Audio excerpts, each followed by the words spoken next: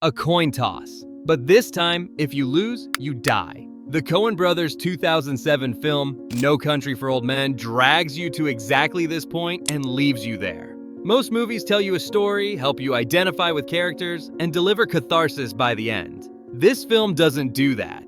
This film takes something from you, something that slips from your hands without you even noticing while watching. Control.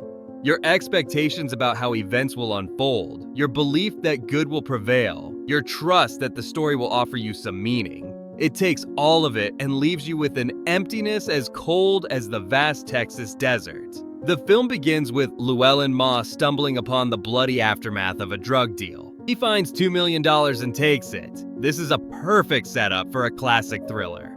But the Coen Brothers aren't interested in creating tension. They want you to question tension itself. Because no matter how clever Moss is, no matter how far he runs, the thing following him doesn't stop. That thing is Anton Chigurh. And Chigurh might be one of cinema's most disturbing villains because he's not really a villain at all. A villain can be motivated, understood, even defeated. Chigurh allows none of these things. He operates less like a character and more like a force. Like gravity, like entropy, like death itself. Even his weapon isn't a coincidence. A captive bolt pistol used to slaughter cattle in meat houses. It makes death as cold and impersonal as an industrial process. The most chilling thing about Chigurh is that he sometimes offers his victims a choice, a coin toss. But this choice isn't mercy. It's the opposite, pure cruelty. Because he gives you the illusion that you're in control, then throws in your face just how meaningless that control really is. While that coin is in the air, there's no such thing as free will, only probability. And probability is Chigurh's god. What the film tells us is this: we're no different from those people waiting to see which side the coin lands on. Our control over our lives isn't as absolute as we believe. This is why the film doesn't tell a classic good versus evil story. Sheriff Ed Tom Bell's presence proves this point. Bell is tired, old, and facing a kind of violence he increasingly can't make sense of. In a traditional film, the sheriff would stop the villain. Here, Bell never even comes face to face with Chigurh. He remains outside the story because the story is no longer the kind he can understand.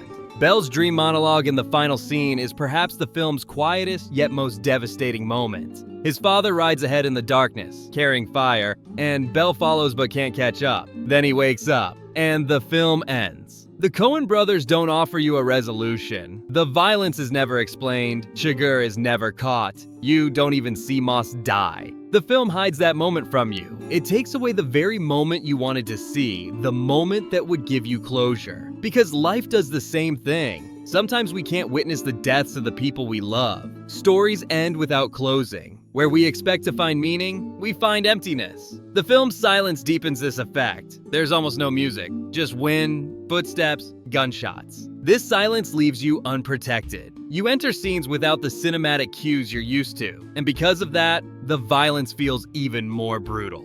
Violence here isn't stylized. It comes suddenly and meaninglessly, just like in real life. No Country for Old Men becomes one of those films you can't get out of your head because it doesn't try to teach you something, it makes you feel something. That feeling is the deep discomfort of confronting the truth that control is an illusion, that the universe isn't fair, and that some things can never be understood. You might not love the film, but you can't deny it. And maybe that's exactly why it's a masterpiece.